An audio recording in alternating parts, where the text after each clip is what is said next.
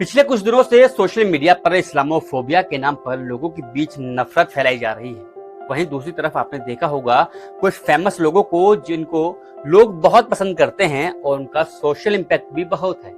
जैसे कि हम बात करें famous rapper and actor ice cube की, वर्ल्ड के best stand up comedian Dave Chappelle की, लेजेंडरी सिंगर माइकल जैक्सन की बहन जेनेट जैक्सन, किक बॉक्सर और famous celebrity Andrew Tate, Bollywood actress Ayesha Takia, विवांडी सेना और फेमस इंडियन यूट्यूबर परम सिंह के अलावा ऐसे काफी नाम हैं जिनके बारे में पता पाना भी काफी मुश्किल होगा, जिन्होंने हाल ही में इस्लाम को एक्सेप्ट किया है। इसके अलावा पूरी दुनिया में हजारों लोग रोजाना इस्लाम को कबूल कर रहे हैं। एक तरफ इस्लाम को लेकर नफरत फैलाई जा रही है, तो वहीं काफी तेजी से फेमस और इंटेलेक्चुअल लोग भी क्यों इस्लाम को एक्सेप्ट कर रहे हैं। तो आज हम इसी टॉपिक पर बात करेंगे कि क्यों लोग इस्लाम को अपना रहे हैं। वो लोग मुस्लिम बहनों को बरगला रहे हैं ताकि मुस्लिम बेटियों का जीवन हमेशा पीछे ही रहे। अगर इस्लाम तंगदिली का नाम होता तो दुनिया में ना फैलता।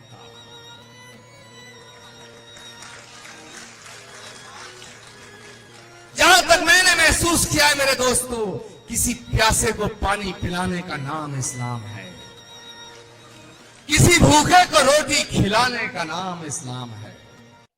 नमस्कार आदाब दोस्तों, मैं साजिद मलिक हूं। आप समाचार वाले देख रहे हैं। इस वक्त पूरी दुनिया की पॉपुलेशन 8 बिलियन को क्रॉस कर गई है।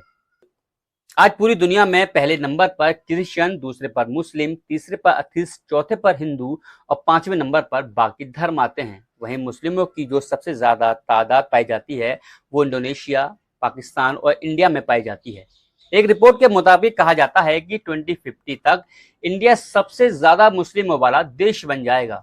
वहीं रिपोर्ट के मुताबिक कहा जाता है कि 2060 तक पूरी दुनिया में इस्लाम सबसे ज्यादा पॉपुलेशन वाला रिलीजन बन जाएगा। आज हम देखें तो इस्लाम जापान, यूरोप, फ्रांस, अमेरिका और इंडिया में सबसे तेजी से फैल रहा है। अब सवाल ये पैदा होता है कि इस्लाम इतनी तेजी से कैसे फैल रहा है। तो इसका सबसे पहले जो रीजन हमेशा कहा जाता है कि मुस्लिम ज्यादा बच्चे पैदा करते हैं, इसलिए मुस्लिमों की जनसंख्या ज्यादा है। लेकिन हेल्थ मिनिस्ट्री के सर्वे के अकॉर्डिंग मुस्लिमों में फर्टिलिटी यानी कि बच्चे पैदा करने का रेट कम हुआ है। वहीं दूसरा और सबसे बड़ा रीजन है कि हर रोज दूसरे धर्म के लोग तेजी से इस्लाम से अट्रैक्ट हो रहे हैं। रोजाना हमें देखने या सुनने को मिलता है कि कोई ना कोई फेमस पर्सनैलिटी इस्लाम को अपना लेती है, जिनमें बहुत सारे millionaire, famous actor, singer, fighter के साथ साथ स्पोर्ट्स प्लेयर भी हैं।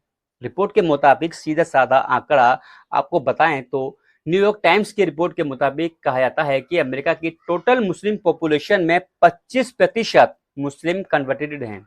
वहीं एक एस्टिमेट के हिसाब से तकरीबन 20,000 अमेरिकन हर साल इस्लाम कबूल कर लेते हैं। इसी तरह ब्रिटेन में भी 6,000 के करीब लोग इस्लाम में कन्वर्ट हो जाते हैं। वहीं जापान में भी लोग तेजी से इस्लाम की तरफ आ रहे हैं। वसेडा यूनिवर्सिटी के मुताबिक जापान में पिछले 10 सालों में मुस्लिमों की आबादी डबल से भी ज्यादा हो गई है, जिनमें तकरीबन 50,000 लोगों ने इस्लाम कबूल कर लिया है। अब सवाल आता है कि आखिर लोग इतनी तेजी से इस्लाम एक्सेप्ट क्यों कर रहे हैं। तो इसका कोई एक जवाब नहीं है। इस्लाम एक्सेप्ट करने वाले लोगों से जब ये सवाल किया गया तो सभी के जवाब अलग अलग थे, लेकिन एक जो रीजन बताया गया तो वो रीजन था कि जब कोई नॉन मुस्लिम ऐसे मुस्लिम के कांटेक्ट में आया जो सच्चा मुस्लिम था और इस्लाम की बेसिक चीजों को फॉलो करता था, तो नॉन मुस्लिम में इस्लाम को जानने की ललक पैदा हुई।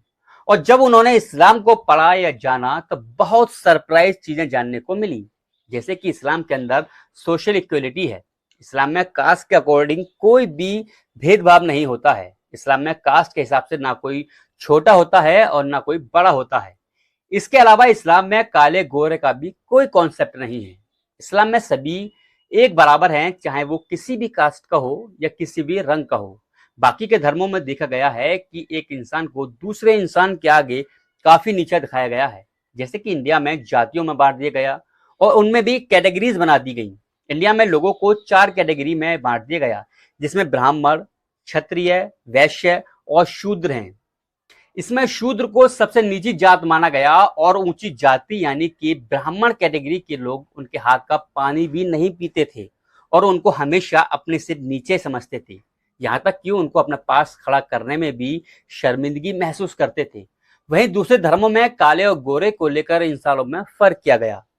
गोरे लोग काले इंसान को गुलाम समझते, उनको टॉर्चर करते और उनसे जानवरों की तरह काम भी लिया जाता। जब किसी नॉन मुस्लिम ने इस्लाम को पढ़ा तो उसने पाया कि पैगंबर साहब ने किसी बिलाल नाम के काले गुलाम को न सिर्फ आजादी दिलाई, बल्कि बिलाल को बाकी सभी मुस्लिमों के सामने काबे की छत पर अजान देने के लिए खड़ा कर दिया।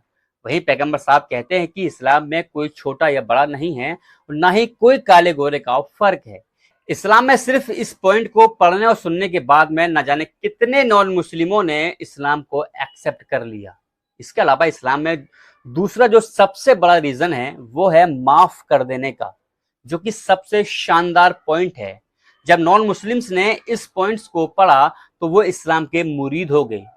अब सोचो, अगर किसी एक इंसान या कम्युनिटी को कोई दूसरा इंसान या कम्युनिटी अगर टॉर्चर करता है, तो जब उस पहले इंसान या कम्युनिटी के हाथ में जब कभी होल्ड आएगा तो वो उस दूसरे इंसान या कम्युनिटी को या तो मार देगा या फिर उससे बदला जरूर लेगा। लेकिन इस्लाम में इसका उल्टा है। इस्लाम में ऐसे लोगों को माफ कर देने का कॉन्सेप्ट है।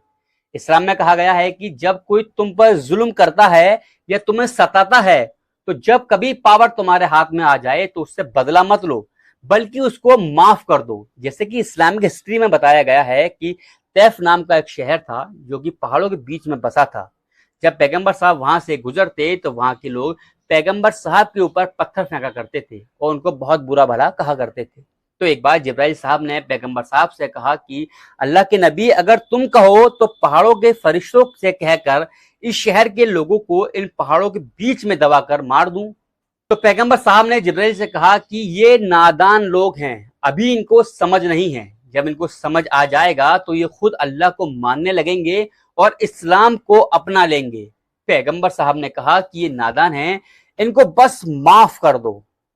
इसके अलावा इस्लामिक हिस्ट्री में कहा जाता है कि जब इस्लाम की शुरुआत हुई तो उसके 10 साल बाद तक सिर्फ 40 लोग ही मुस्लिम थे और अरब के जो पावरफुल लोग थे वो मुसलमानों को परेशान किया करते थे।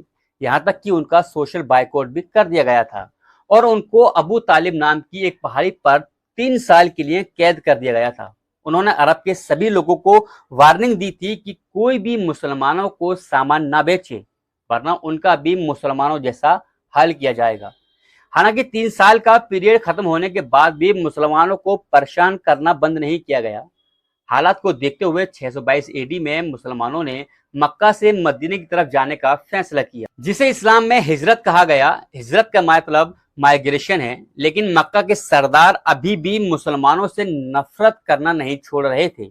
उनका कहना था कि अगर इस्लाम को पूरी तरह खत्म करना है तो उसके लिए मुसलमानों को पूरी तरह से खत्म करना होगा। इसी के साथ मुसलमानों और मक्का के सरदारों के बीच में एक जंग लड़ी गई, जिसको जंगे बदर कहा गया, और इस जंग को मुसलमानों ने जीत लिया।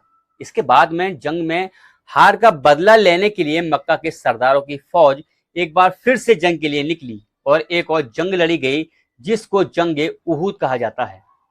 10 साल के बाद में जो मुसलमान मक्का छोड़कर गए थे वो बड़ी ताकत बनकर वापस मक्का लौटते हैं, तो मक्का के सरदारों में डर फैल गया कि हमने तो पैगंबर साहब पर बहुत जुल्म किए थे, अब ये हमसे बदला जरूर लेंगे। तो इस डर से बहुत लोगों ने सरेंडर कर दिया, तो काफी लोग मक्का छोड़कर भाग गए। इसके बाद में पैगंबर साहब ने जो कहा उसे सुनने के बाद में सब देखते के देखते रह गए। पैगंबर साहब ने कहा कि जिन लोगों ने मुसलमानों को मारा था, जुल्म किए थे, ये मदीना छोड़कर जाने को मजबूर किया था, उन सब को माफ किया जाता है। यह एक सेंटेंस इतना कारगर साबित हुआ कि जो लोग मुसलमानों को खत्म करना चाहते थे या नफरत करते थे, इस एक सेंटेंस को सुनने के बाद उन सभी लोगों ने इस्लाम कबूल कर लिया। इन जैसे सेंटेंस का आज तक इतना बड़ा इम्पैक्ट पड़ता है कि जो भी नॉन मुस्लिम आज भी इस्लाम के इन किस्सों को पढ़ता है तो वो इस्लाम को और जानने के लिए इस्लाम की तरफ अट्रैक्ट होता है। तीसरा जो रीजन है वो है बिहेवियर, यानी कि एक सच्चे और अच्छे मुसलमान का बिहेवियर ऐसा होता है कि वो हमेशा किसी भी शख्स के दुख दर्द में खड़ा रहता है। लेकिन ऐसा नहीं है कि आज के वक्त में मुसलमान कुछ गलत नहीं कर रहे हैं। ऐसे बहुत से मुसलमान हैं जो उस काम को कर रहे हैं जिस काम को इस्लाम में मना किया गया है।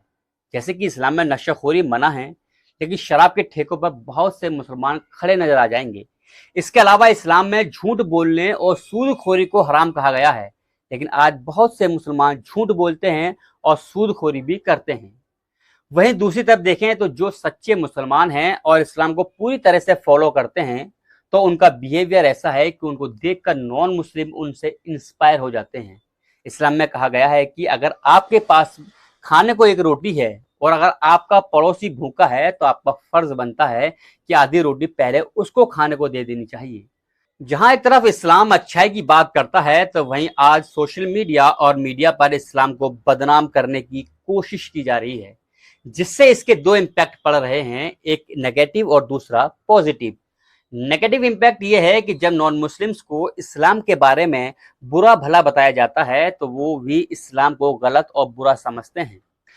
वहीं दूसरी तरफ पॉजिटिव इम्पैक्ट ये पड़ रहा है कि जब इस्लाम मजहब को बुरा भला बताया जाता है, तो नॉन मुस्लिम्स इस्लाम को पढ़ता है और उसको समझने की कोशिश करता है कि क्या वाकई में इस्लाम मजहब खराब है। तो जब इस्लाम को पढ़ता है, तो वो इस्लाम के उन पॉइंट्स को पढ़ता है जो आपको बताए गए हैं। उन पॉइंट्स को पढ़ने और समझने के बाद में नॉन मुस्लिम इस्लाम की तरफ अट्रैक्ट होता है, और यही वजह है कि आज इस्लाम सबसे तेजी से फैलने वाला मजहब बनता जा रहा है।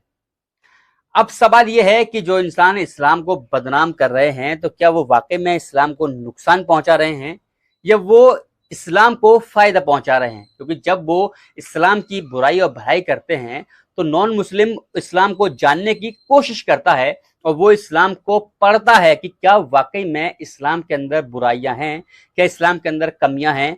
तो जब वो पढ़ता है इस्लाम को और इस्लाम को पढ़ते वक्त वो पॉइंट्स को पढ़ता है, तो वो इस्लाम से अट्रैक्ट होना शुरू कर देता है। ये थी कहानी आज इस्लाम मजहब के ऊपर।